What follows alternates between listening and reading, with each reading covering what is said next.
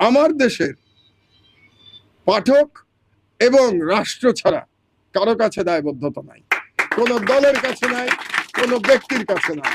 আমাদের নিউজে কেউ ছাড় পাবে না।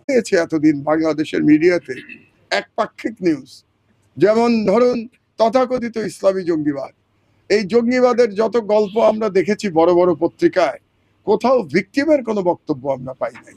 সবগুলো হচ্ছে পুলিশ যেটা বলেছে, র্যাব যেটা বলেছে, সরকার যেটা বলেছে সেটারই একেবারে রিফ্লেকশন, সেটাই বলে দেওয়া হয়েছে। কিন্তু সংবাদপত্রের নিয়মটা হলো যে আপনি আর এক পক্ষের বক্তব্যটা নেবেন, সেই বক্তব্য আমরা কোথাও খুঁজে পাই নাই। আমার দেশের কোন নিউজে আপনারা এটা খুঁজে পাবেন না, এই গ্যারান্টি আমি দিলাম। প্রত্যেকটা নিউজে কোনো গুজব পাবেন না, এমনকি অভিযোগ শব্দ পর্যন্ত আমি ব্যবহার করতে মানা করেছি। আমি বলেছি হয় একজন অপরাধী, না হলে সে নিরপরাধী, মাঝামাঝি কোনো জায়গা রাখবেন না।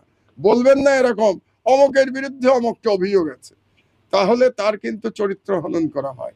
এর বিরুদ্ধে আমরা থাকব। আমরা সর্বতভাবে পূর্ণাঙ্গ নিউজ দেওয়ার চেষ্টা করব এবং আমরা আমাদের প্রতি সৎ থাকবো। আর একটা শেষ কথা, আমার দেশের পাঠক এবং রাষ্ট্র ছাড়া কারো কাছে দায়বদ্ধতা নাই, কোন দলের কাছে নাই, কোন ব্যক্তির কাছে নাই। আমাদের নিউজে কেউ ছাড় পাবে না। সেটা যদি আমার পাশে যে দুজন অতি ক্ষমতাবান মন্ত্রী দাঁড়িয়ে আছেন তাদের কোনো নিউজ পাওয়া যায়, সেটাও আমার কোনো ছাড় পাবে না আমার দেশে। কাজেই এটা বলে আমার বক্তব্য শেষ করছি। এবং তারা যে আজকে এসছেন